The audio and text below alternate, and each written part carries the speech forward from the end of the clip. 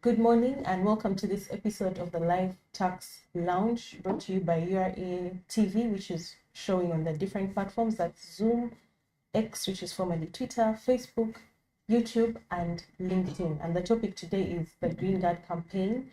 And maybe to give a bit about the Green Guard campaign, it was launched by URA this financial year, and it's a platform through which URA conducts environmentally friendly activities or hold such awareness series like what we have this morning.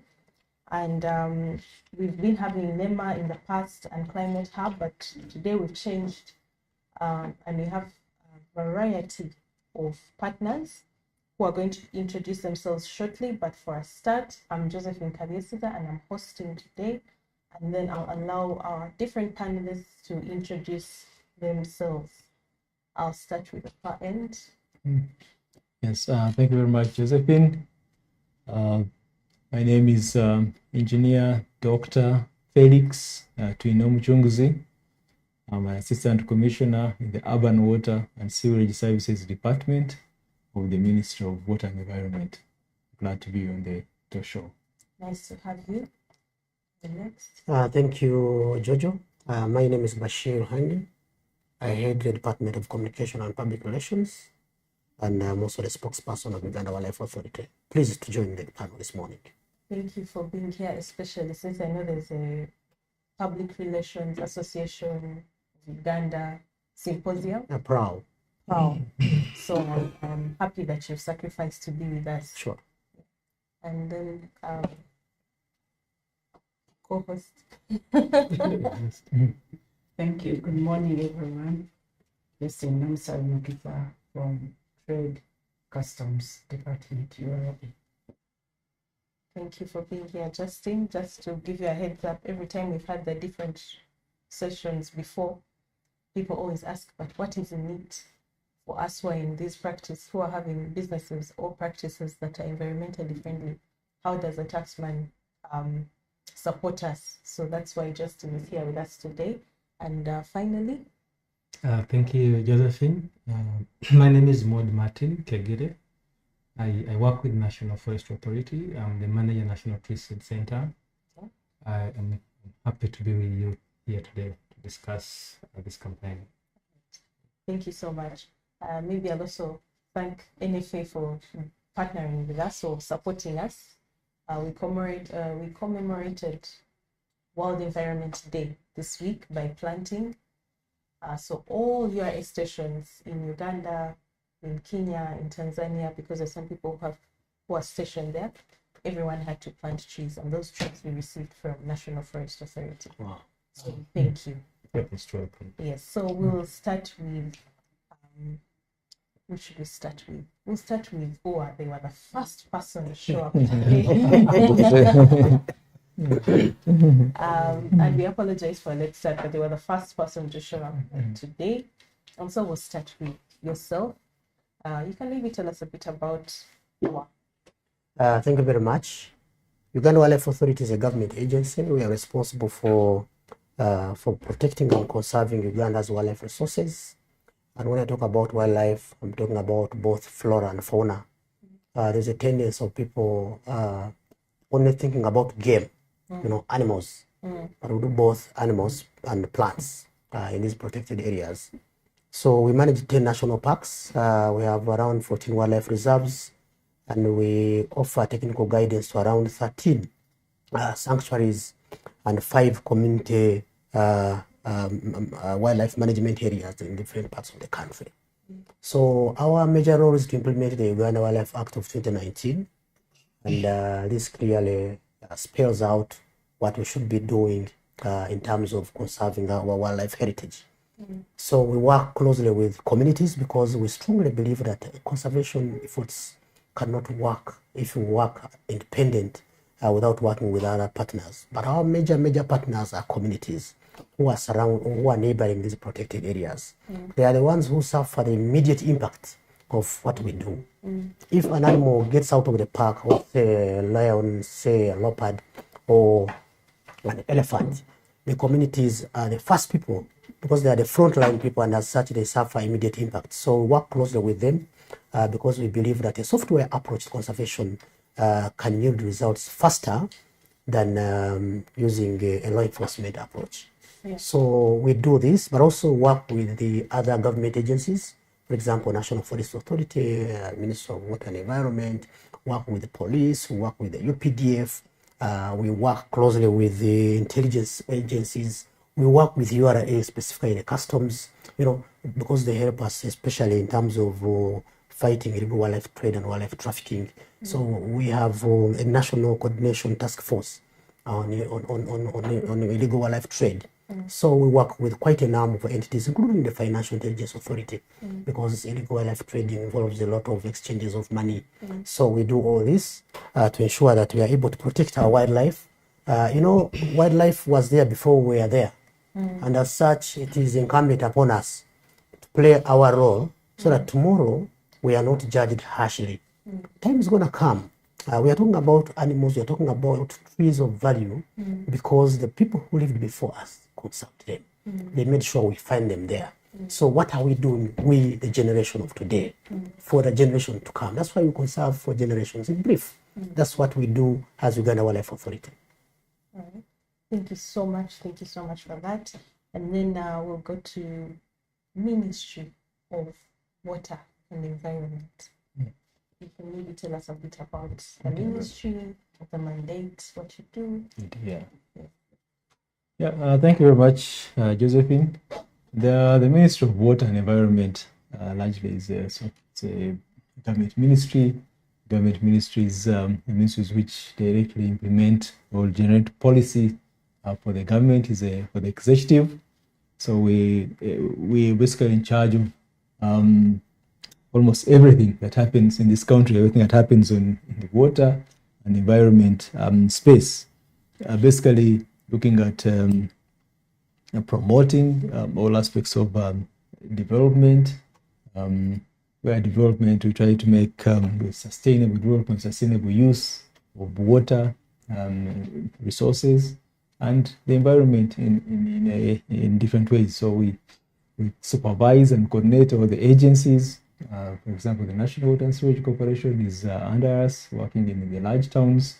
We have other arrangements like umbrella organizations that help in this is supply of water. That's the development aspect of it, where we make sure we get the water from where it is in the natural being and supplied so that people use it for agriculture, use it for drinking, use it for any sorts of work. That is the development aspect of it.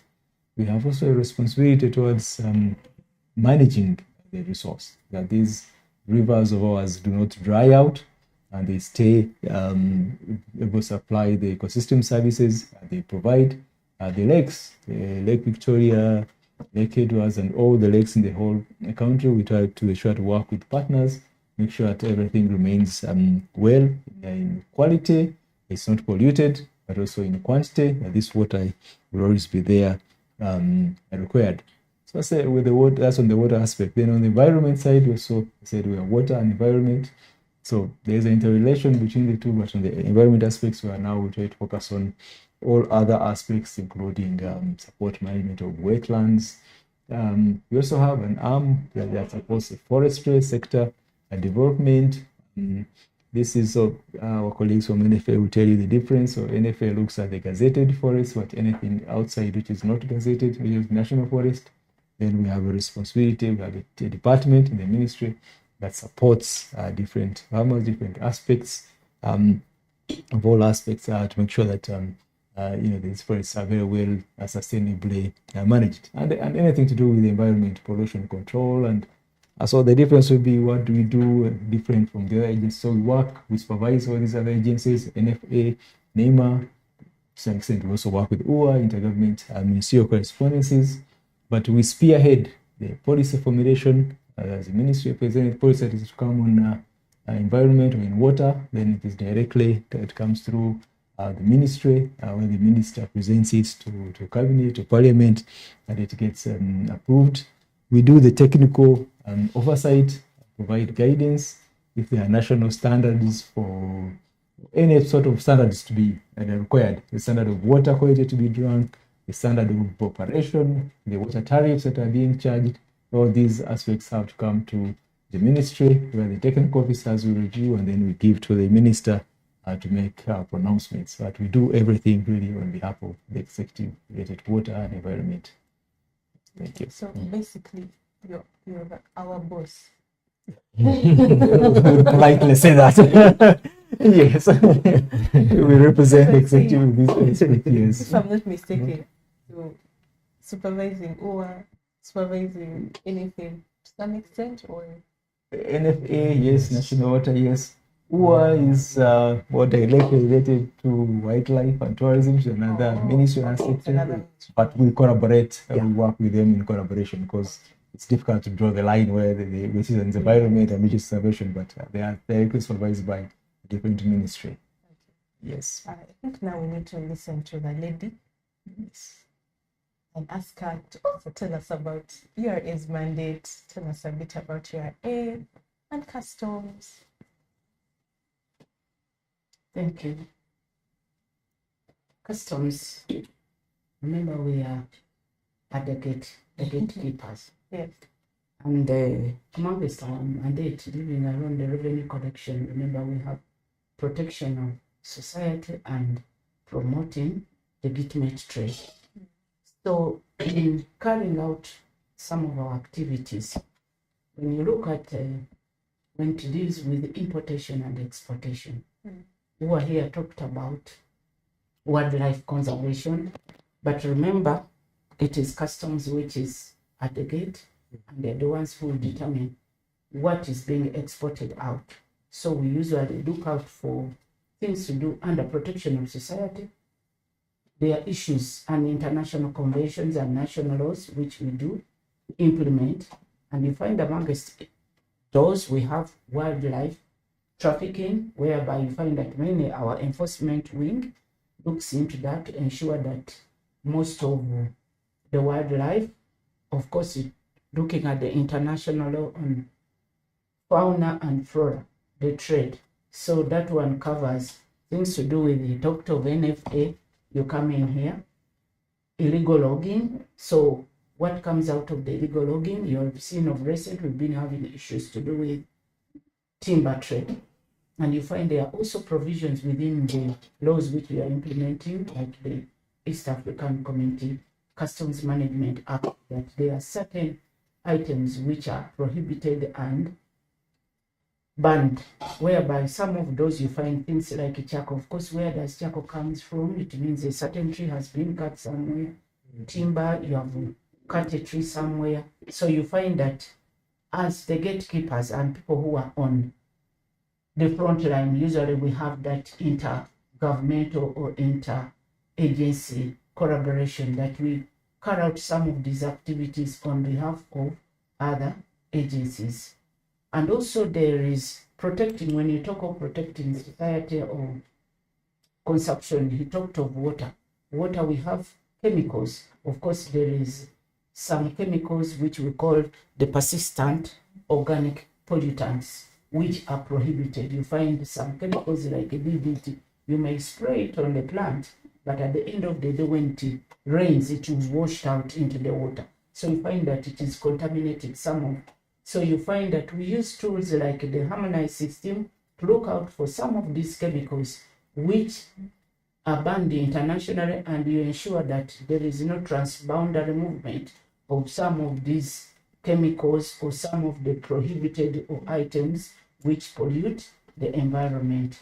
And also there are other laws which are in place, which are being implemented by customs mainly. We have things to do with, of course, importation of items which deplete ozone. Talk of used items. You find that the implementation, there is some environmental levy on importation of some of those items, but there is also as well some of them which are totally banned, like the importation of computers and fridges used. So you find that it is our mandate as customs to ensure that that transboundary movement of some of those items does not occur. And several other, of course, when we are implementing on behalf of both international and national legislations. Thank you so much. I think that shows, because when we've, like I said earlier, we've had the others, people keep asking what's the role of URA. Even when we were preparing this, I could tell some people were concerned. How does URA and UA, how do the two mix? So how do URA and wind environment mix?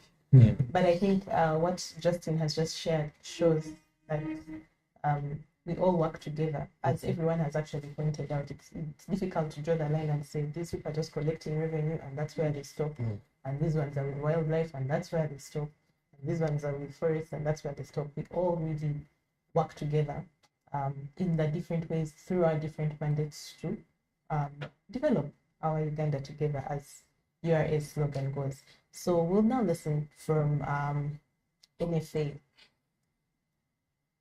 You can tell us a bit about NFA so that we can also appreciate it before we get into the rest of the discussion.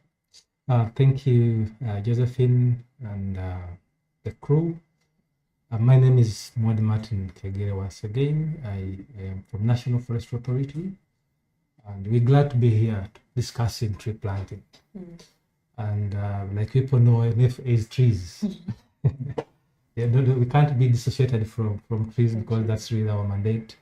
NFA, like UA, is a government agency like URA, established by Act of Parliament. And purely our mandate is to manage 506 central forest reserves.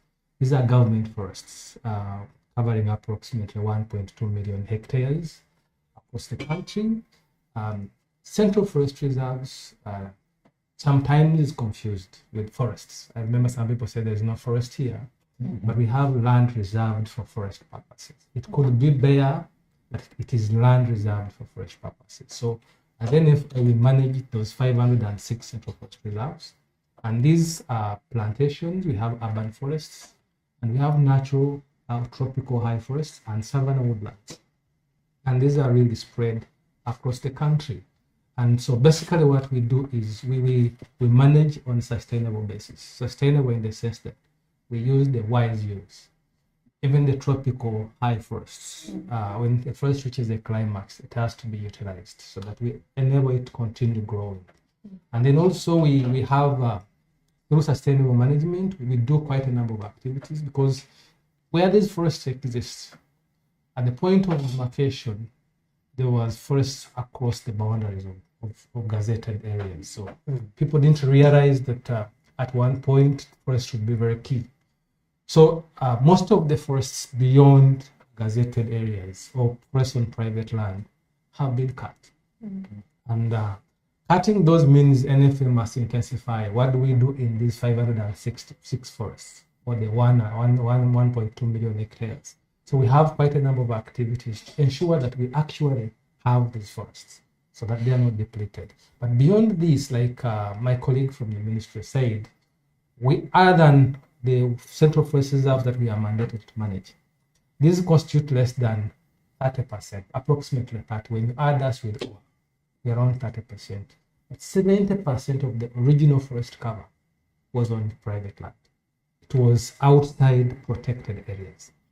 And all the deforestation that you had, people are saying we had lost forest cover. The highest percentage was you and I and my relatives in the village were opening up land for agriculture. So that 70%, it is what almost was cut down. So we are managing this internally, and then we manage, of course, in partnership with other colleagues, with communities. We have so many engagements, what I would call incentives, to make sure that this force that was on private land does not clear the forests. And then in doing this, of course, there's the other aspect of we are supposed to provide services and products. As NFA, if there's no timber in the country, the first person responsible is going to be NFA. If there are no forest products, you're going to come to NFA. So in doing this, we try to provide services. We have commercial forest owner plantations where we establish plantations that are cut after rotation to provide timber to the public. And these are all across the country. We purely manage them to provide the timber. We also are supposed to provide charcoal, because it's a product that the public needs and supposed to come from forestry. They are medicinal, the herbs. You've seen that people are taking herbal medicine. But all these herbs, most of them occur in the forest. So we try to regulate this so that we continue having them in perpetuity. And for us to do this, being a government agency, we must generate revenue. We must at one point, after doing all this, we must have money to sustain. So we also try to sell some of these products to make sure we are able to sustain ourselves and be able to meet our operational costs, and at the end of the day also support government through making these sales. In this also, of course, as a way of giving back to the community, like I indicated, beyond these forests on private land, they have cut and finished everything. So we need to safeguard those lands. For those lands to be safeguarded, we must plant trees. I am happy URA has joined the campaign to make sure we plant trees and make sure these areas are reforested. We raise and distribute so many seedlings, annually approximately 20 million to the communities. Distribution means there are those that we give out for free, there are those that we sell. I want free ones. Yes, as long as you're planting Yes. on planting out there. We're trying to champion this so that we loosen the pressure on our forests. As long as you have your timber, you have your charcoal, you're not going to come cutting the forest. So we do that. We provide those the seedlings. We have over 32 nurseries across the country where people can access these services. Okay. Two things you mentioned that caught my attention. One, as a Ugandan, I like hearing things to do with incentives. As a Ugandan, you mentioned incentives. The other thing now, as a tax collector, was generating revenue. That one we commend. We are happy to hear all. But now let's first go back to as a Ugandan. As a Ugandan, what is Those incentives? before we know, we understand. Yes. I didn't want to go through the forest loss or cover because it's from. But I'll just give a quick insight. We had lost forest cover up to around 9% by 2014 because most of the private farmers or people on private land cut trees. Through government interventions, we've managed to raise this to around 14%. And most of this is actually on private land, people's own land. And how has it been achieved? There are quite a number of incentives. And as NFA, we have a government-funded program, which is called Community Tree Planting Program, where government subsidized seedlings so that the cost of planting forest becomes cheaper.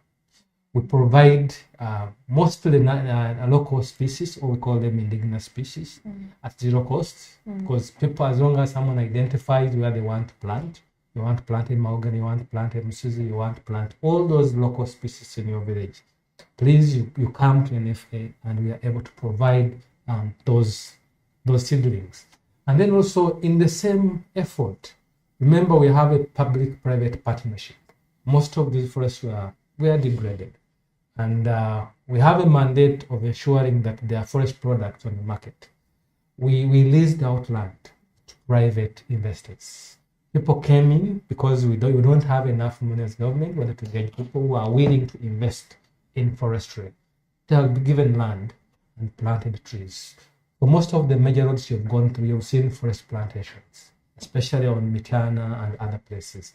Those are not government forests. Those are private individuals who have helped government provide that service, that product. So we lease out land and people are able to plant trees on it. They don't own the land. They just lease to use it as they make sure we have the products available in place. Those are the key ones for now. Okay. So just by sitting here next to you, I could easily become an investor. Yesterday, not Forest. today. Okay, now back to the discussion. I would just like to hear a bit about water conservation from Dr. Engineer. Or engineer, doctor, Yeah, which one comes first? Whichever way, yes, it's applicable. Maybe just before we talk about water conservation, just to add also, I mean, in addition to the personal benefits that you're seeing, that you're getting from the trees, there's also the environmental, you have the climate change effects that we all know about, the roles that the trees play in the environment. They reduce the carbon in the atmosphere, they provide shades, they provide also, they're part of water conservation. So there are a lot of other environmental benefits that we get from trees having. So as a country, it was really very sad. Yes, you mentioned that we had gone down to almost 9%, but we are coming from about 25%, about, 20 years back. The forests cover about 25%. A quarter of the country was forested. And this in a period of 20 years, it was cut down significantly to almost 9%. A lot of efforts is being done to bring this back up, and we believe that we can sustainably work together. So, down to your question on water conservation. Why do we need to conserve water? There are two, water. Those one of the first lessons that we learn in science in as far as primary school. P3 is what we call the water cycle.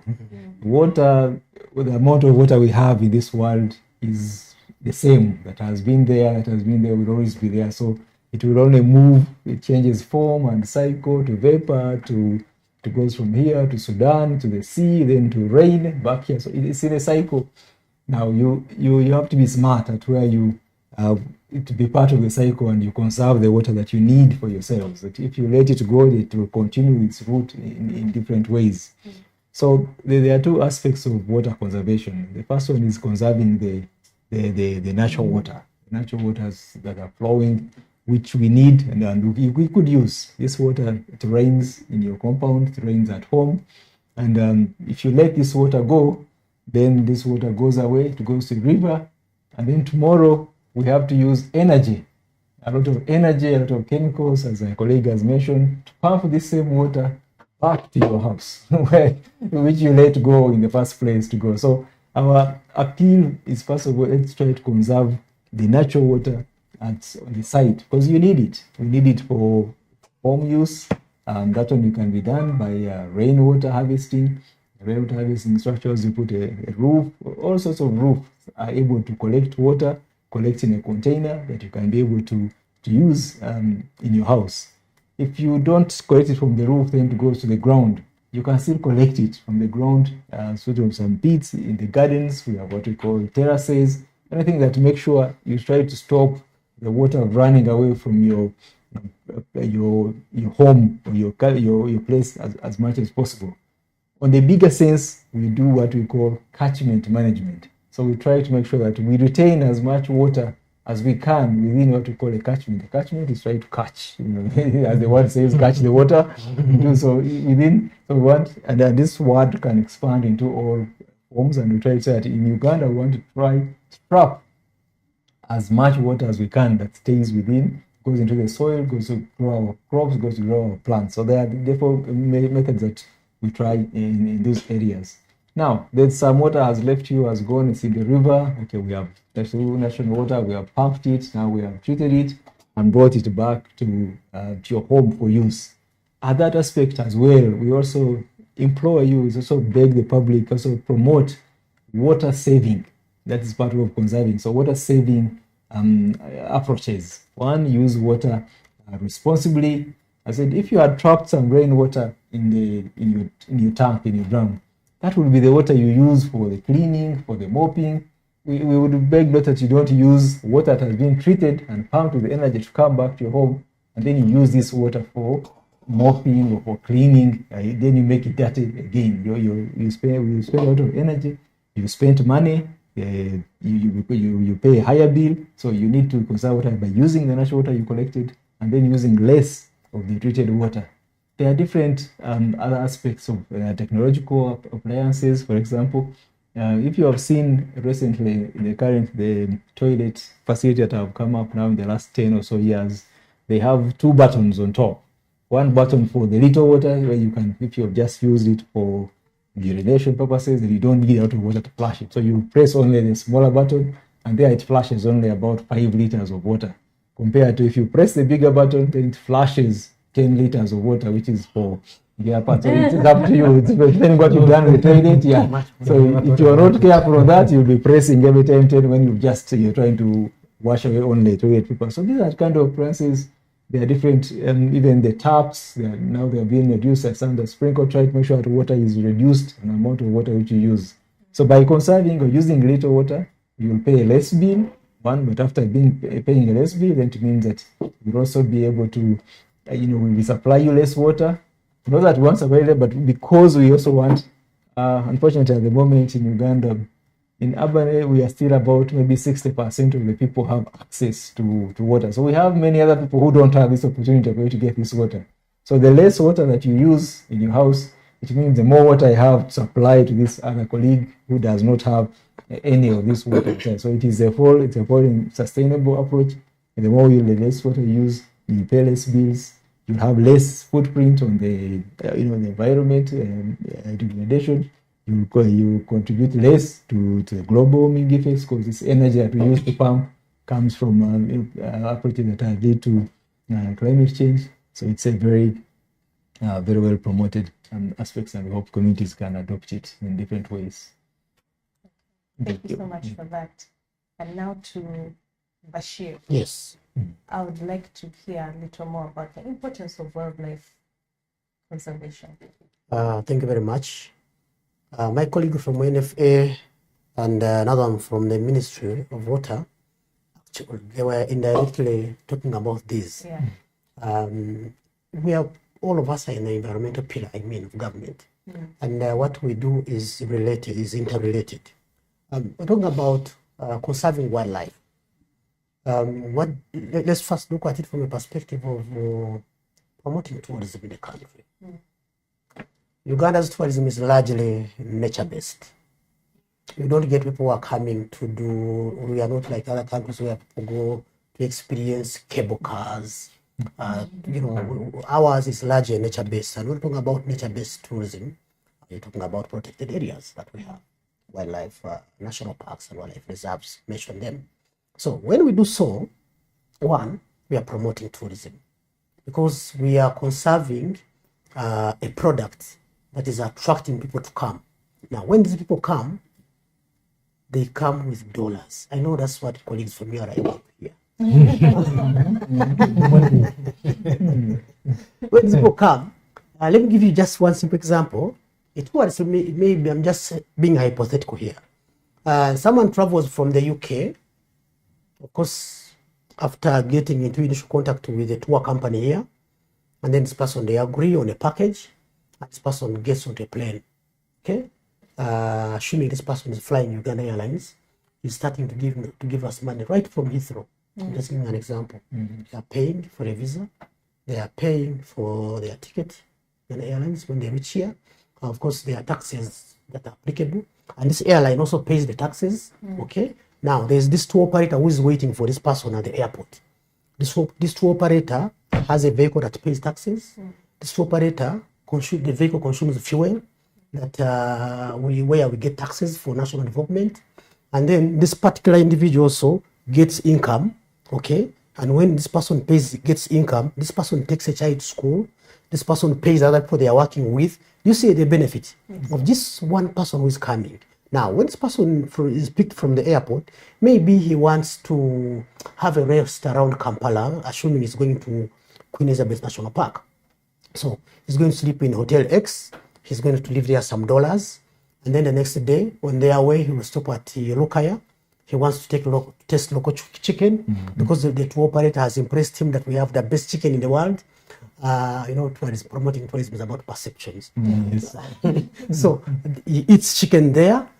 When he reaches Mbarara, he wants to go to Buffalo to have some lunch. They say we have the best boil you can get in the country, and then leaves there money. This person is still spending.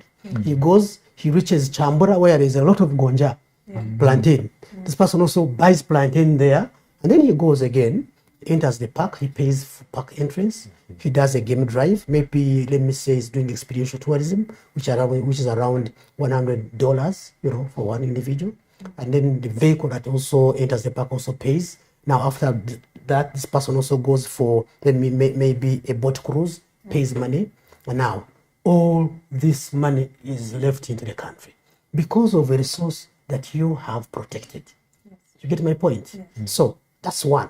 In addition to that, when we collect, if you go to the park and you pay 20,000 shillings to enter, but you do not have to pay around 20,000 to enter a national park here. Some people say we are a zoo. It's not true. It's very little money. The citizen pays, or East African for that matter. Now, when you pay your 20,000 at the gate, 20% of that 20,000 goes to the communities. We have what we call a revenue sharing program, where we share the revenues that we get with the communities that neighbor protected areas. Now, these communities are able to, they do projects, and in so doing, they engage in trade, and in so doing, my colleagues here too, who are with me here, are very happy to go and tax them. And when they tax them, we also get better roads, we get other services, because they have done a good job in terms of ensuring that these people, the 20% they got, they are also paying their fair share of tax. So you see the effect of conserving this particular one resource. And the other thing, look at areas like Rwenzori, Mount Rwenzori National Park, mountains, Rwenzori, yeah. Now, it's a water catchment area. And if you don't conserve it, assuming it was left for people to do as they wish and they encroach on it, we'll be having a problem. Right now, we are struggling with floods, Nyamamba River there, because there is a lot of melting of the glaciers. And the other day, we suspended hiking to Margarita Peak because we see a crevasse that had developed in the glacier, and we thought that could be a risk to the tourists who want to go there. But all this is because of climate change, of course, among others, of course. Yeah, so we are protecting these water catchment areas so that we are able to continue having the water working. Now we are supporting them, just the way URA supports all of us. Now we are supporting colleagues in the Ministry of Water and Environment to ensure that we protect these water catchment areas. If you go to Mount Elgon National Park, we are doing the same. But the other side also, we are also doing more in terms of promoting forestry development. If you go to areas like Swam, we have a system called Taunja, where we are giving land to communities, and we plant their softwood, of course, for purposes of revenue, but also ensuring that the communities that do not have land for cultivation are able to take care of these trees as they intercrop. They plant their crops in these, the intercrop with our trees. At a particular time, certainly these communities have to withdraw. But we're talking about a period of around 5 years. So after 5 years, really, people have made good use of the land. Okay. Now, if you go to areas like Chibari National Park, we have restored over 10,000 hectares that were previously completely degraded. Today, if you go there, my colleagues will tell you, they will be a witness, it is a forest. And if we tell you it was restored, you will say Mulimba. You get it? You will say Ateto Tsusa. You get me? When actually the place was bare, literally. Okay? So what are we doing? In so doing, one, we are creating jobs for Ugandans. UWA alone has a force of over 3,000 people. So certainly I don't want to compare with URA. You are more. But and then these people are paid a salary. These people have their children, they're taken to school. The tourism sector alone contributes to around 6% of the GDP of the country. And like I said, Uganda's tourism is largely nature-based. So most of the people who bring in the tourism revenue are attracted by these protected areas, where we are doing, in my view, an excellent work than ever before to ensure that our life is protected, to ensure that the forests that are protected, they are not encroached on, and also ensuring that Ugandans are able to benefit from this. So it's quite a number of benefits we get through conserving biodiversity. And what is biodiversity? These are things that confuse us. We talk about biodiversity, this man will tell you, see now we go into a lot of things, talk about ecosystems, but biodiversity, in short, you and I and everything that we have around us, that makes the whole thing called biodiversity. So protecting this, we are contributing, one, to the well-being of a person, but also to local and national development. In a nutshell, by doing all this, conserving Uganda's biodiversity, we are doing God's work. When God created whatever he created everything first. And later he realized that there is need for a certain creature to help God to manage these things. God created the human being. And we are supposed to do, when you conserve water, for instance, you are doing God's work. Let me tell you, you go to heaven because of that. When you see an animal outside the park, and instead of mobilizing the communities to kill it, you instead call UWA. You say, guys, there is a baby elephant here. Come and rescue it. God will give you rewards. God will bless you because you are doing God's work. God, you see, God doesn't no longer perform miracles like it used to happen.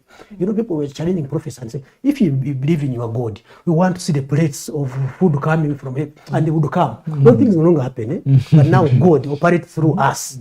So what you are doing here by hosting us here, the awareness that we are creating, we are doing God's work. So, and God's work, it's not a preserve of the people you see in the church and the mosques. It's for every person that God has created. So for us, we get contentment, we get satisfaction that as we do conservation of our biodiversity, we are certainly heaven bound. Just a rejoinder on something that he said. In all his narration, he's telling you that all the benefits that are coming, for example, if you look at the gorilla, it's because there is one last point that Etwas is coming to say. Without that one thing, Etwas is coming to say, you can't get all the trail of this benefits. We call it non-consumptive use. If for example, you sold one gorilla at 100,000 and you pocketed that money, that's it, it's gone. You can't have it. So we're trying to, in the protected areas, promote non-consumptive use. Can we get benefits from these forests and then plow them back to the other sectors so that we can all come together and make sure we protect these forests? Yeah, that's the most critical thing in this. Okay, I think I've understood that non-consumptive use is like we're trying to get a benefit without consuming, Destroying the resource. Absolutely. I had someone calling it a resource. Yeah. the resource. Yes. Yeah, so now I'll just seeing like I've said before, all the others, people kept telling us, but what does URA do for the people who are involved in these things? So I would like you to talk about any benefits, anything that might be an incentive or something, just like our colleagues have already mentioned, they give seedlings, land. What does URA, how does URA support? Thank you. Hearing from their several sectors and different ones, starting with my neighbor here who talked about tourism. When you look at tourism, of course, there are incentives for people who are engaged in tourism. Like, for example, if you're a tour operator, they have specialized tourism vehicles which allow people to go and visit some of those national parks. But the condition, remember, also has a relationship or connotation to the environment. It must be with a color which blends with the environment. It's either green or brown, so that when you're moving within the park, the animals are not distorted. So that is something which does with that. Then when we're talking about to the colleague from water and environment, he talked about conservation. When you're talking about conservation, how do you ensure you're conserving the trees? If you are to use an alternative for not using charcoal, it means you have to use other alternative sources of energy. For example, we have biogas. What is the incentive there for biogas? We have people who are harvesting biogas. We have what we call the biogas digesters. Those ones are imported in free of taxes, and for somebody to harvest that, you can use whether you're using dung, and instead you get that gas. The moment you use gas, that means you're reducing the pressure on firewood and charcoal. Then he talked about conserving. Now you're looking at water. Of course, if you have water, like people who harvest water, sometimes you may need to pump. So what do you use? You don't use an electric pump, but you can bring in a solar-powered pump. So you find that things like specialized solar equipment, the panels and all that. Of course, a solar pump would use solar as the main source of direct current, as main source of energy. So you find that most of the people are now engaging that even up country, you don't need to be near the national grid. If you are off some remote places, you just harvest that solar and you're using that pump to pump water. Even the one you've dug underground, of course, you use the pump to pump it up. So you find those are initiatives which are there. And he talked of reducing the carbon print. Of course, there are initiatives like for people who are motor vehicle. You see, the president and government is talking about promoting reducing fossil fuel use. So they encourage importation of electric vehicles and motorcycles. And remember, those ones don't have import duty. When you import an electric vehicle or motorcycle, it is free of import duty, so it will only attract VAT and the others. So, and also looking at environmental levy is simply to encourage that how do we reduce the carbon print? Make sure that we import lesser vehicles which do emit the carbon monoxide. But now that one is environmental levy, which is introduced on vehicles, say from 5 years to 15 years. Any vehicle about 15 years of age is a contraband. It's not allowed importation because that is now we look at promoting how best to reduce on the environment, and if it can be, it is a circle. So there are several initiatives, like he said. If you're a farmer engaged in agroforestry, there are initiatives, incentives for people who are in agroforestry that you can import the seedlings free of duty. There are inputs you use, like of course when you're tilling the ground, there are other inputs which are directly connected to that agroforestry or farming. Then you find that those inputs are usually imported in free of tax. But the whole essence is to drive a looking at the bigger picture in place. All right. Thank you so much. I think that answers the question that most of our viewers have always asked us. As you can see, the government is here for you. All these are government agencies and they're all working for you, conserving. When they're not conserving, they are giving even incentives to help us to conserve. Yeah. So I think we need to embrace such. And now I wanted to ask all the people here present, representing the different entities, how can we promote, or how can the two coexist? The consumption, or is it the use of these things, as well as conservation? Maybe you can give a few pointers each on how we can help.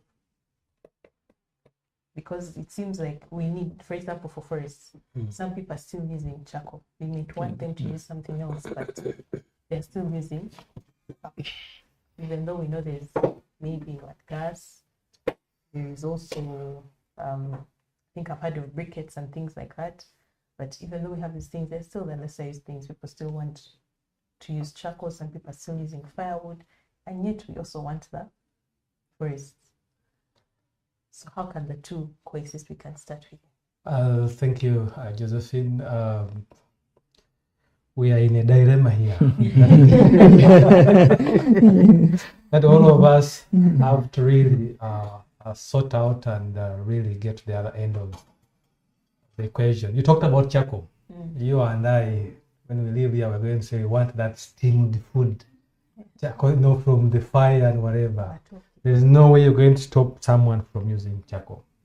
So there have been quite a number of still, I call them incentives, because there are approaches on how best we can stop this. I hope all of us have heard about bamboo. Bamboo is a grass. Yeah. And bamboo, within 2 years, it will have established a clump. And you'll have over 20 of those poles within 2 years. And every time you harvest, it keeps replenishing itself. We have there was a project that we are hosting at NFA. It's funded by the Chinese and the Dutch. It's Dutch-Sino East Africa Bamboo Project, where we have come out to encourage people plant bamboo. Bamboo can produce very good charcoal. If you Google and check the exports of charcoal from China to Malaysia to the Arab countries, it's purely coming from bamboo, and it cooks very well. So we are saying, since this is the fast growing species, and we use it so that we can be able to meet that demand of charcoal. Of course, it has other benefits which are environmentally related. It sterilizes riverbanks and it provides fodder. But in terms of energy, can we try to see how best we can have that promoted? Then we worked also with the researchers, the NAFORI, and there are species that are fast growing that we think can provide fuel. They are multi-purpose. If you look at, for those that are in farming, Coriandra, when you pull off the leaves and give the animal as fodder, the remaining branches can be used for cooking. So there are quite a number of incentives of ensuring that we have this fast growing, because the population is growing every day and the demand is there. As we do that, of course, the other plea, like my colleague mentioned, is the tax on the gas. If that can be lowered and people can progressively shift from using the biomass, of course, the pressure on the natural resource will reduce. Remember the word wise use, non-consumptive. If we don't move away from the consumptive and find other options, definitely, even if we put up this, the end result may not be very, very good. Then the other thing is, of course, if you are ever going to use the charcoal, can you use less charcoal? Those are now the energy saving stoves. Whatever we have communities next to the forest, we're trying to encourage them to have energy saving stoves. And I'm sure he hasn't mentioned it from the ministry. There are incentives, there's carbon incentives to make sure you consume less of the wood. So there are those people who have been helped to build stoves, energy saving stoves, especially the biggest consumers are institutions, schools, prisons, and all those other ones. So those efforts are really helping ensure that we reduce on that line. Yeah. But also planting more. If you can keep planting, then definitely you have the resource in place. Okay. Thank you. Oh, yeah, sure. Thank you very much. You know, this is a tricky aspect of it. Utilizing it, then conserving it. My brother from NFA will quickly take you through this. We have an approach that is completely different. Whereas we appreciate the concept of sustainable utilization. For example, under CITES, if you go to some Southern African countries, for them they have now adopted a sustainable utilization model. What do I mean? They say the population of elephants has increased, for example. Now they are ravaging communities, killing people, destroying crops. They say we are killing some and we are selling ivory. And the government benefits. You get me? And the taxman is there also, the other side, to make sure that the money goes to the coffers, and then this money helps schools, hospitals, and all this. Here, we have not embraced that yet. Plus our neighbors, of course, our neighbors in Kenya are seemingly suggesting that we go the South African model. We think we haven't reached, yes, we have issues of human wildlife conflict here, but we think the population of animals in Uganda hasn't reached that level where you have now to have to do carrying, for instance. We are talking of, look, in 1996, we had around 2,000 elephants only. And this had gone depleted from around 60,000 in the 60s to 2,000 because of the period of instability. So most of them were poached for ivory.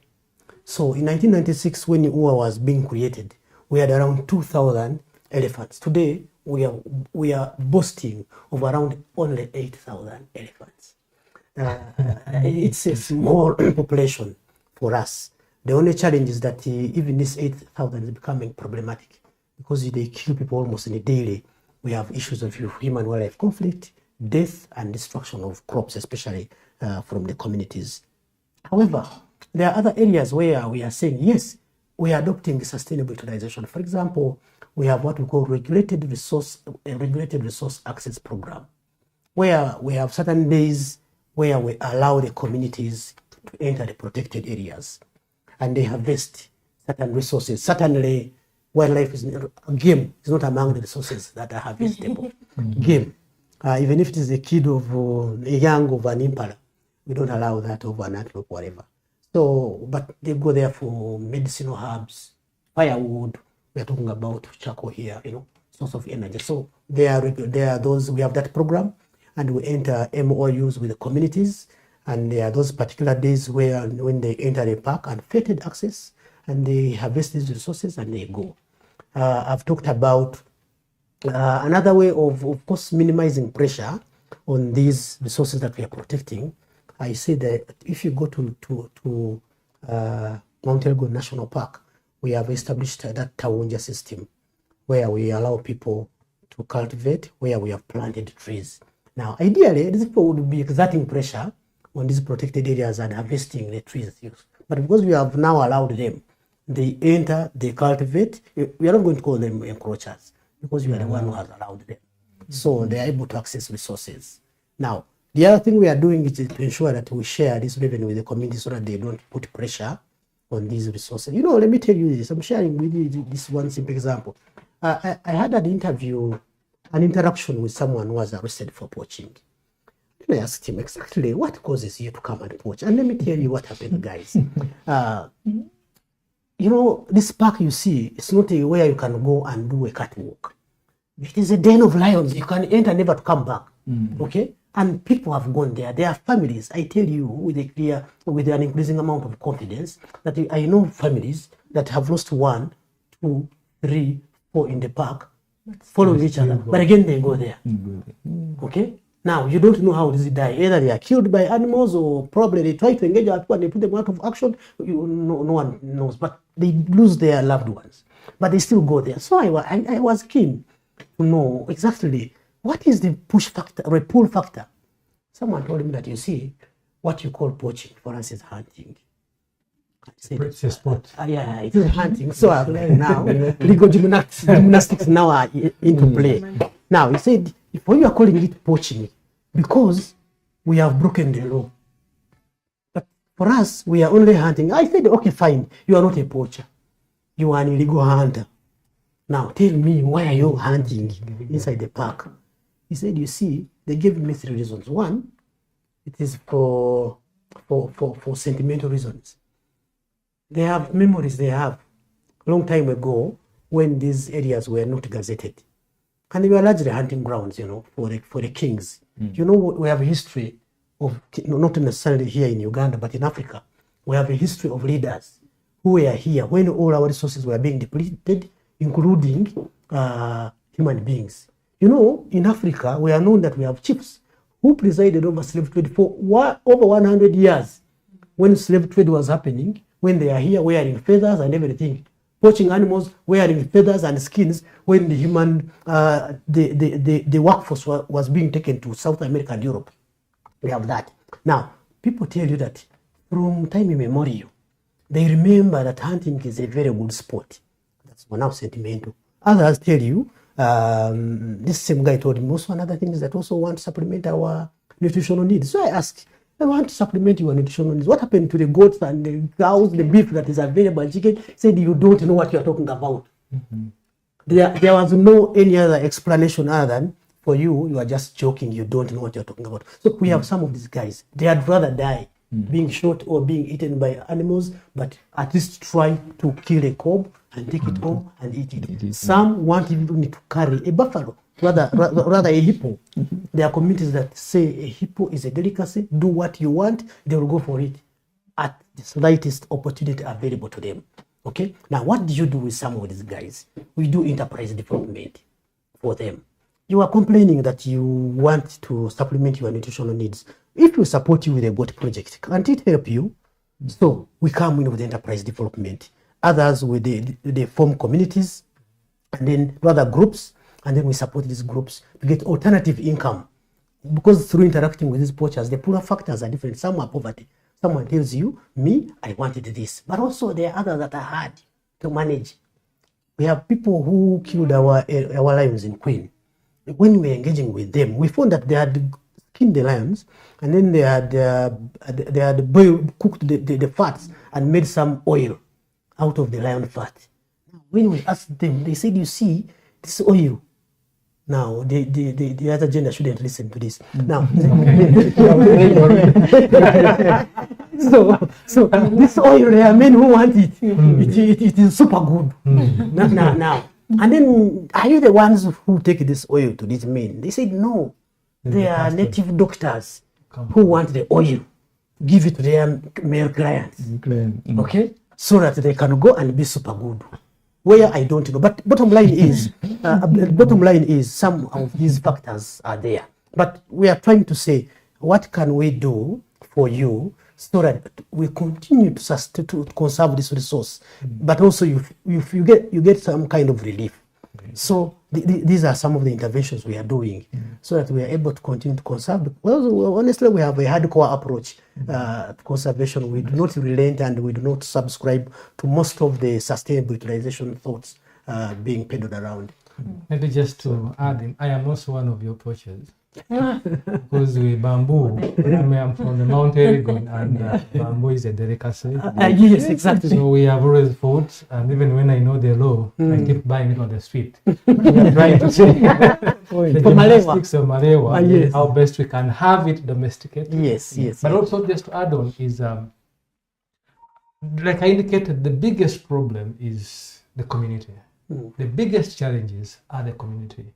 So all the efforts that we're doing is, how do we make the community comfortable? Yeah. How do we improve their income? How do we improve their health, the nutritional aspect? And above all, what we're doing now. Are they aware of what we are doing? Exactly. Getting awareness. And that's why I'm very grateful that we are having this. I wish it could reach out from another person, not UA or NFA, because when we talk, we are seen to be performing our work. Yeah. But if someone else says it, it is kind of understood better. Yeah. Okay. So just to add on those and the thoughts is the question you put forward is well, to a large extent, the reason the government put us in place. Precisely. To be the referee, of that's the core of our job, really. To be the referee in this game of, for everything that you do, we have that we call it a sustainability triangle. We have an economic aspect of it, there is a social bit of it, and there is a environment bit of it. So we need to make all these three, and the problem is that all these three are pulling in different directions.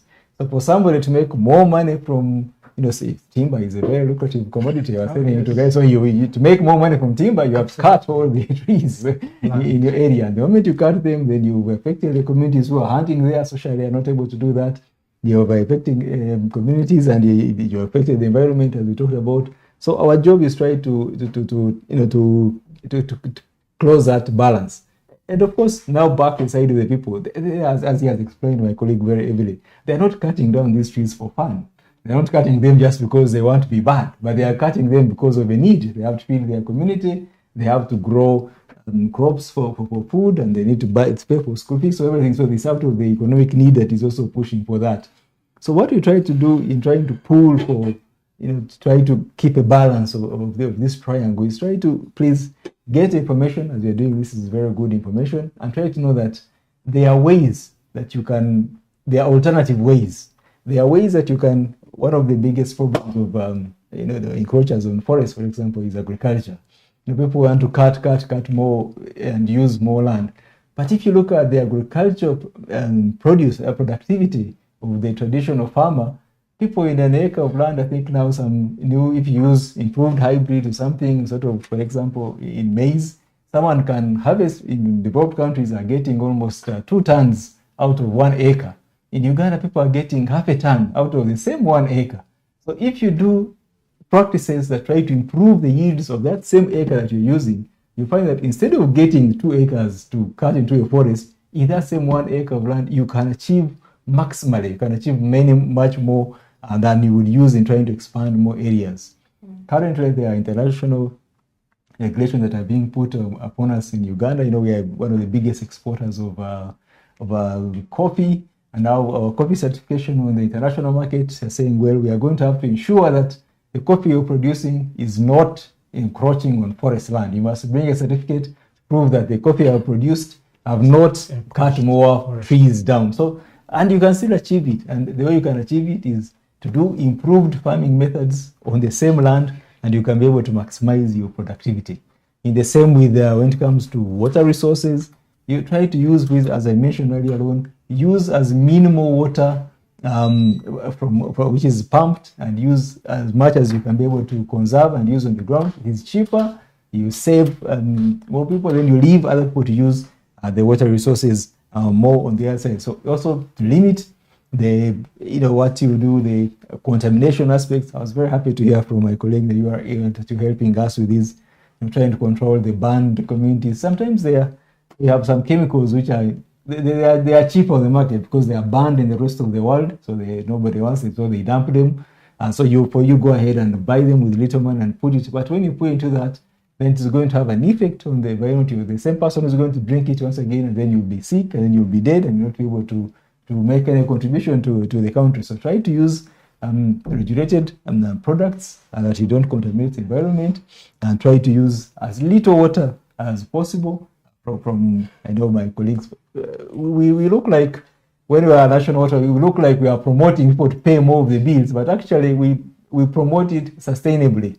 We want you to pay your bills, we want to collect the money from the side, but it is in our interest to have you use as less water as possible. I have to admit that maybe in the developing context in the Uganda, we have not yet done a lot of work on this water saving equipment. Where about 10, 15 years ago, where I was studying for my master's in Germany, I was very impressed. It is the very corporations themselves that sell those water saving equipment. So you go to National Water Corporation and they give you all the equipment and advice on how you can reduce your water bill. Electricity bill, same thing. You go to the water utility, Umeme, and Umeme is the one that will show you how to use the LED bulbs, show you all you can use this equipment, which will help you to reduce your water bill. That's why it's done by public. Our job is here to get you enjoy the same quality of life, but there are ways that are more sustainable, which can make you help you use less. And the less you use, you can be able to bring more people on board. We can also have a safer planet, which is good for us now and for future generations. Right. Yeah, Thank you so much.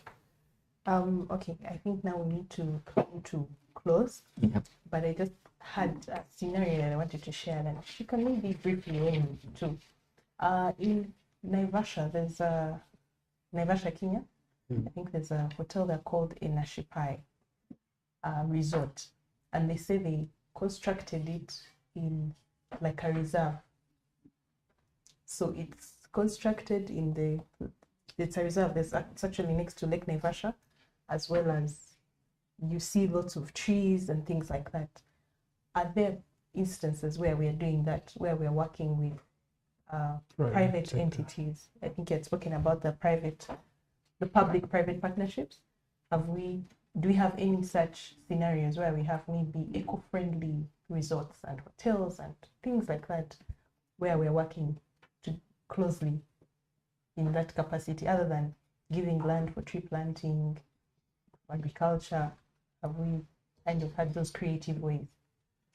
Maybe I mentioned them probably. Yeah. And it has a bigger part. Yeah, sure. Just give you. Sure. That is something that we promote a lot for a number of reasons. One, we want to minimize, of course, the footprint of having permanent structures in the protected areas, but also it turns out that the market demand, specifically for tourists who are coming from outside Africa, I want to let you know, there is nothing here. There are no structures that attract them. Yeah. Here. If you want skyscrapers, we go there to see them. You get me? So when they come here, they want nature at its best. If you look at almost all the facilities that are within the vicinity of our protected areas, trust me, when you are going there, you will think you are going in a bush. When you reach there, you see a place and you get surprised. You will not see a cement floor. They are using wood. Of course, someone's going to say they are cutting a tree. Okay. They are using locally available material. Okay. Beds, poles, 2 poles, and then they join. Actually, instead of using nails, they drill holes, and then this one joins, and they something joins, and then they use glue, and that's how far people have gone. Because the people who come to visit these facilities are looking for this, which they don't have in their countries. So if you are talking about eco-friendly lodges, we have many of them. I'm not here to mention, but we have quite a number of them, especially in our national parks and within the vicinity of the national parks and wildlife reserves. But in my view, this is largely dictated by the market. I want to believe someone would be happy to buy tiles and go on the tile, the floors, but instead they use stones. They use stone, of course, with mortar and cement, and you step there and it's okay. So those ones, we have quite a number of them. They are the ones we are promoting because there is a level to how much permanent you can go. And for those ones that are inside the park, it is a condition that you don't really put up permanent structures now. We insist that you be as eco-friendly as possible, because look, it will be a shame if you say that we are conserving, and you say that the environment has no boundaries.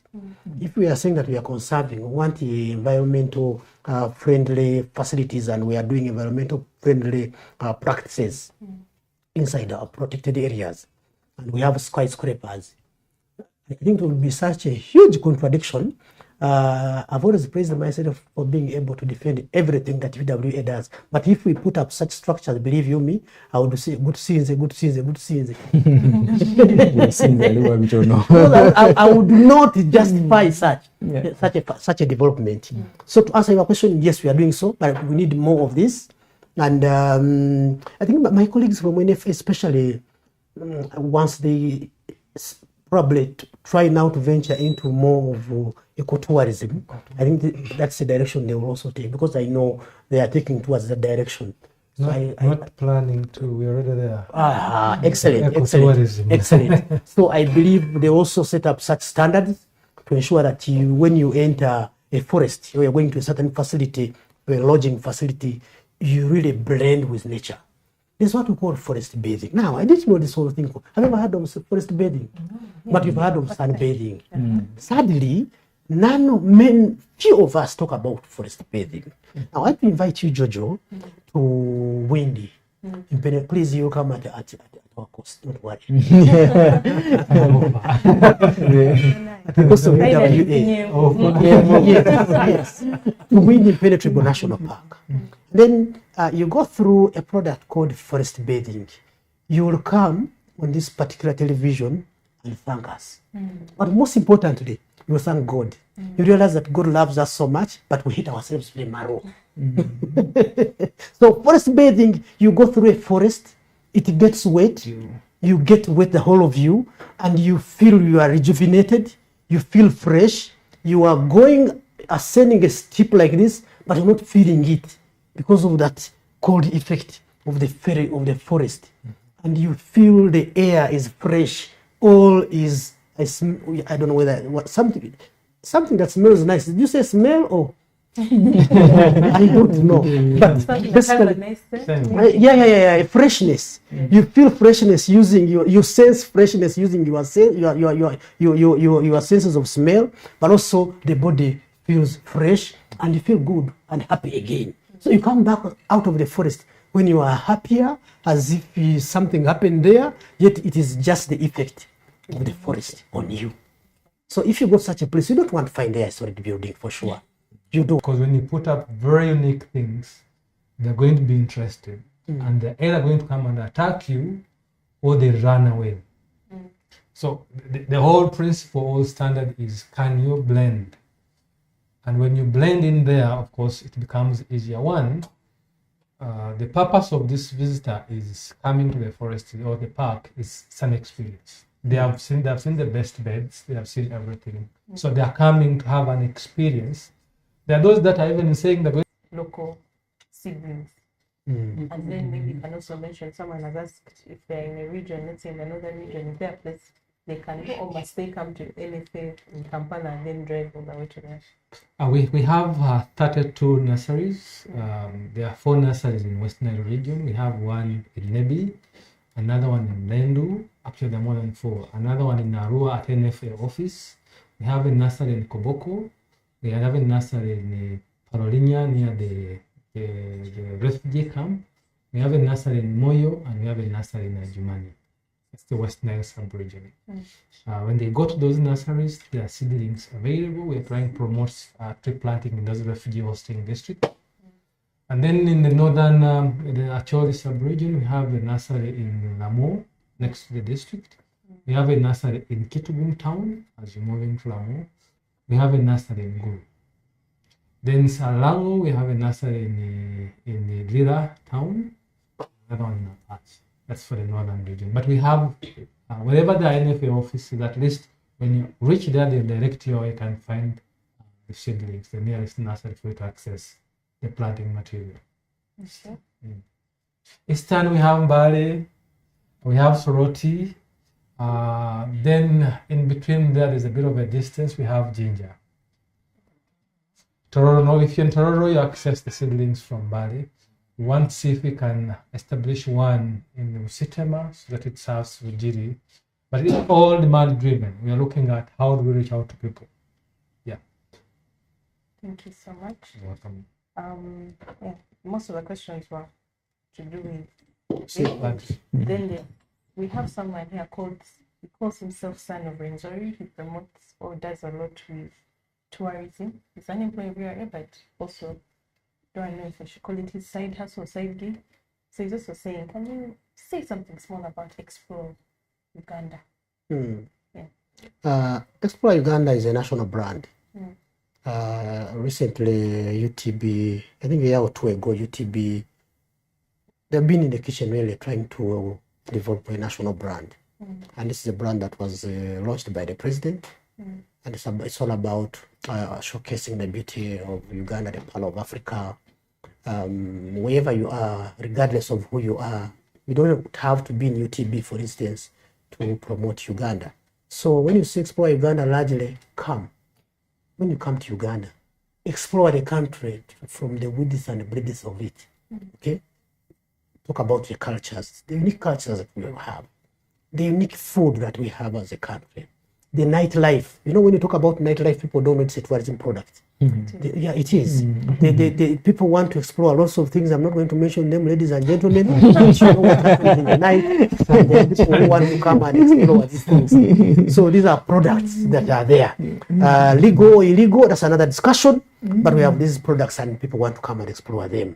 Explore the landscape. You know, there are people who just want to come. They are not interested in your animals, but they just landscape. Someone wants to go to Narusi Valley. You know Narusi Valley? You need to visit, Jojo. Go to come to Kidepo. Narusi Valley. Narusi Valley is in Kidepo. So it is, you know, Kidepo is the only place in this country where you will see 1,000 buffaloes in one herd.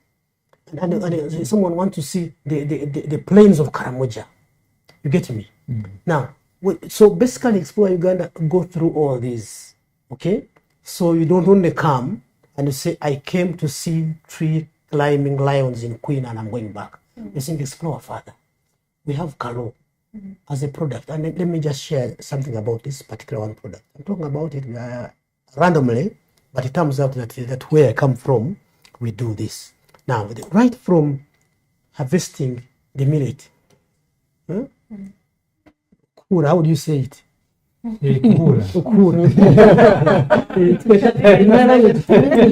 Demonstration, you're removing the husk. Yes. After you've done that. Yes. Threshing. Yes, Ukura. And then after Ukura, now you have millet that is free of those husks. And now you have to put it on a grinding stone. In my language, you call it okusa. Now use a grinding stone, and then NCSO, you call it NCSO.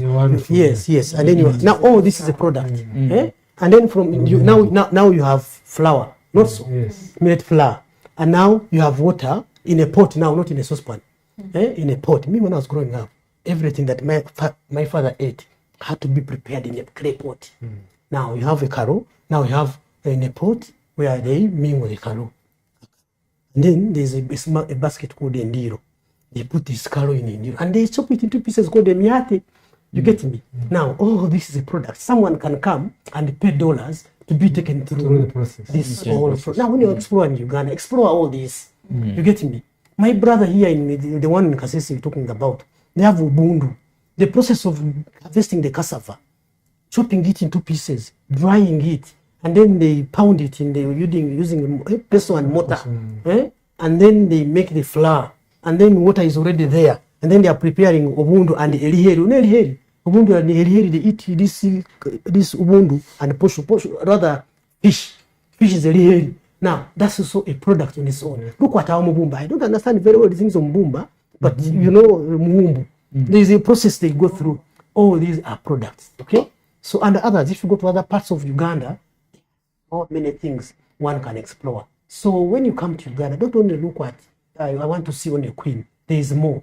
Try to move around, speak in the evening, at around 11 there, and see what happens. We have religious tourism. Visit Uganda Matters in Namugongo shrine there. Go to Old Kampala. You know, all these are places people can go, and then visit Kasubi. Now I think it's not going to open. So Kasubi tombs. You get me? The Kasubi tombs. Yes, yeah, that's the Old Kampala Gaddafi Mosque. So all these, we are saying there is more than what you have in the mind. That's why we are saying, you as a Ugandan, when you have a friend who is visiting, impress them, because the longer they stay, the better for us. When this person stays longer, I can assure you, my colleagues from URA will be very happy, because every night this person is paying in a hotel, they are paying money, and also even us, if this person comes and decides to visit the park like 3 parks instead of 1, it's very good. Instead of when going to Queen, now he goes to Kidepo because he wants to see a herd of 1,000 buffaloes, and then he wants to interact with our closest relatives in Chibari, the chimps, you know, all this. And then the more a visitor stays, the better for us as a country. So when you're talking about Explore Uganda, basically all this don't come for only one product. Someone can come for one product, but you as a tour operator, you as a country, as a Ugandan, impress them to that there's more that they didn't know. Yes. Thank you so much. I would like to encourage you that as URA will sometimes host delegates from other countries who have come to either benchmark or who have either they've come to benchmark, learn from us, or we're also learning from them. But we try to encourage them to step outside and see just something extra. I want to make this confession. You know, all along I've always thought that you are the only thing you guys do is to get our money. You take my pay you earn. When I buy fuel, you take my money. When I import a phone, you take my money. Basically, you're taking everything that I have. Now, and also now at institutional, now at personal level, and at institutional level, you guys will work with us to fight wildlife crime, you know, all these things. But high explanation, it reveals a lot that you do than I thought. And I want to commend you guys. Yeah. This is something that not many people know, I can assure you. Our solo. Our solo. But you are doing more than that. Yeah. And that's why in the note we are saying that we need to do a lot of what? Engagement. Engage as much, because you start with us, the implementers, you and me, but we need to know how do you complement each other. So we need that engagement first with ourselves, then also engage our community or our people nationally, because there is a lot. That lack of information has to be disseminated over. Like you said when you mentioned something to do with how do you reduce use of firewood.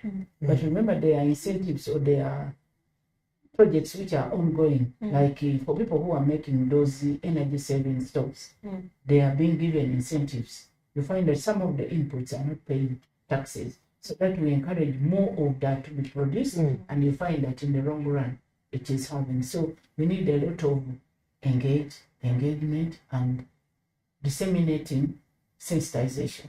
That's what that means. That's actually what we try to do. But many people think we enforce, but we actually don't like it. Mhm. We prefer to engage, educate where there's a gap, especially like tax knowledge. But enforcement is purely a last resort.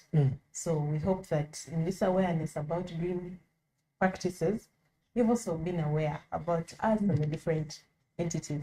So as we now close, because I know all the people here are passionate about each sector or segment that they're representing, and we could talk for days about this topic, but at some point we have to close, but we shall most probably carry on with these engagements into the next financial year.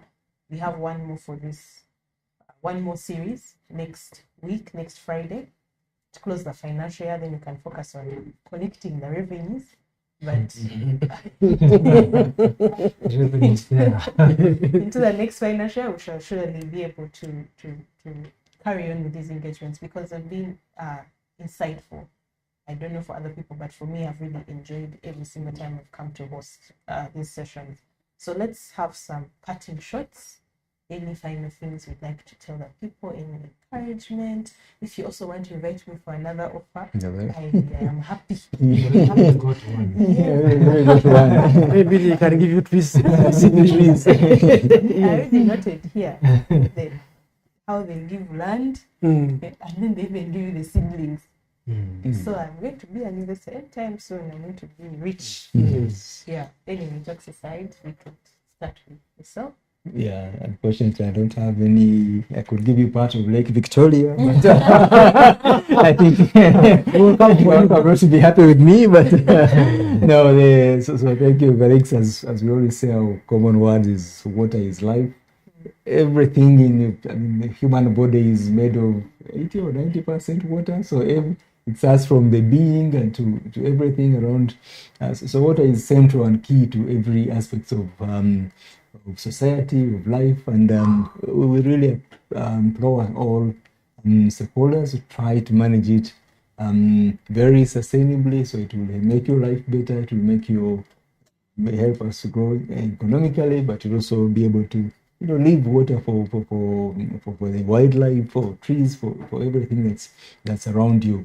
And as the ministry also, my colleague has given contacts. We have our headquarters here in Ruzira, Fort Way Road, but we also have regional presence in all the regions in Halira for the northern region. We have regional office in Mbale, have regional offices in Mbarara, regional offices in Porto, and also even in Chenjojo. We also have a presence there. So all these offices, you can please visit us for further discussions on how to do more water conservation on premises, on farm, on appliances. You can be able to interact with you and give more information.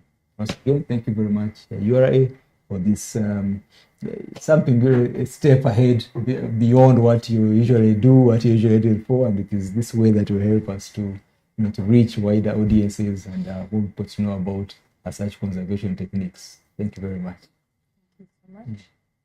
Yeah, when we conserve the wildlife doesn't need us. Animals and trees, they don't need us a lot, but we need them. And like I said, when we conserve, we are doing God's work. Therefore, conserving our life is in our own interest. Join us. Let's work together. Let's conserve our forests. Let's conserve our rivers.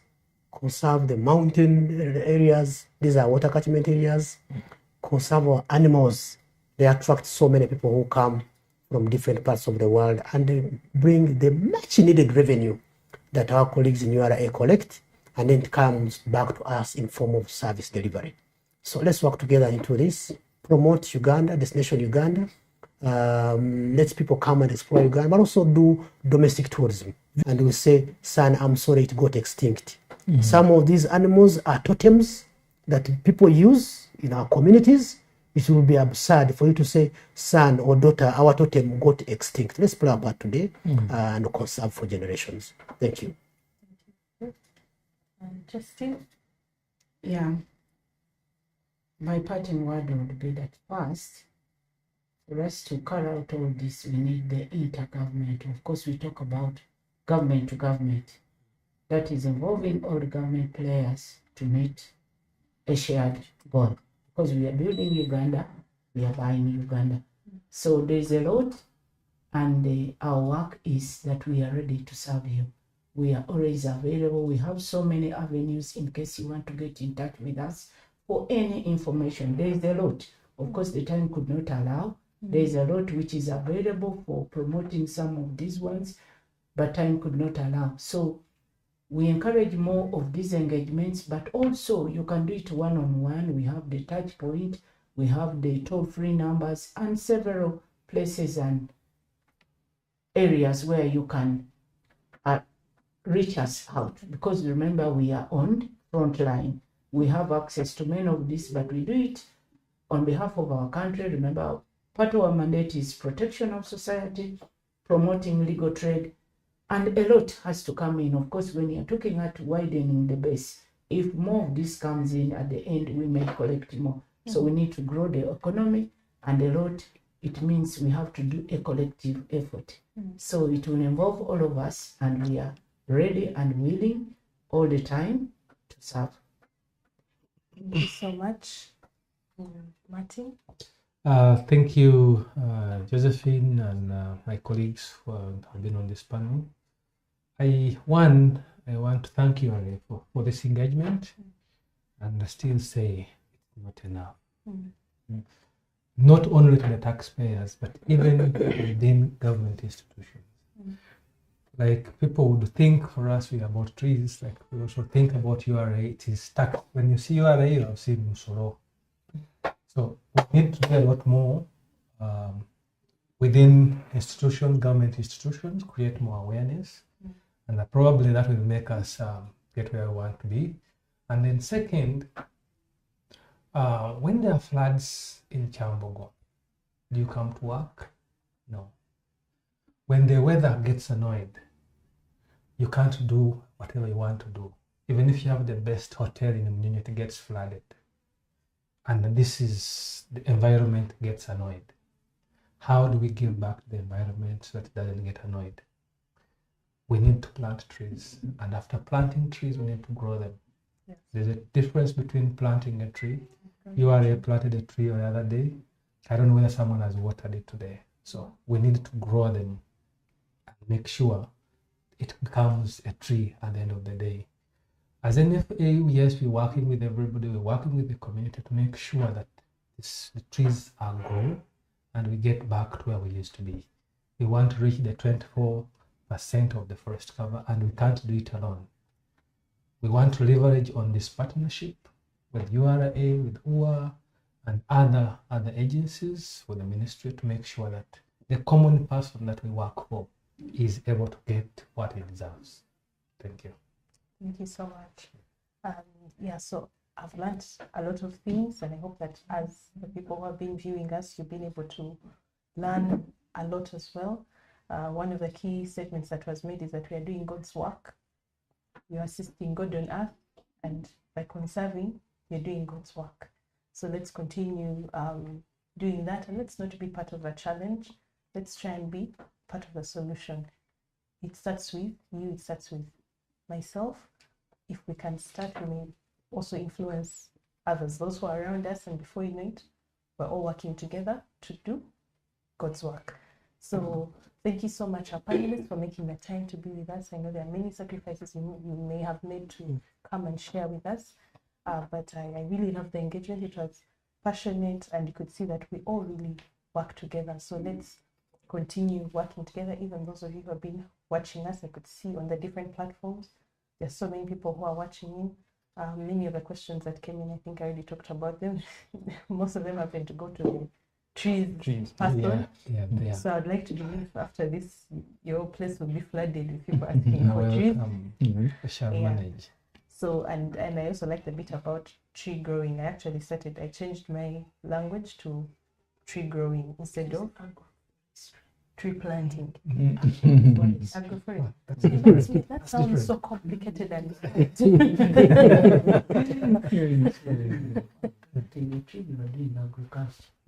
yeah. So we changed it to tree growing because in the previous session, say sometimes when people hear talk from these different entities, now like Dr. Engineer, they use hard words and the words seem like they're that side. And the things they're talking about are on that side away from the rest of us. But how do we bring these things closer? So we picked tree growing instead of tree planting. So that someone feels a need. We planted most of our trees around. That's great. So, and they say they're oranges, some of them. CG said he planted an orange tree. Other people said they planted mango trees, avocado, and all that. So we are looking forward to seeing the fruits, the literal fruits of our labor in planting the trees. Yeah. So thank you so much. We appreciate the time you spared as a panelist and those who are viewing us. And tune in next week. We shall have the final Green Guard series for this financial year. And hopefully we shall have more. Maybe we can convince the people, our leadership, to have maybe physical ones so that we can put a face to many of you who have been viewing us and asking us these questions. Thank you so much and have a good day. Thank you. Hello, landlady.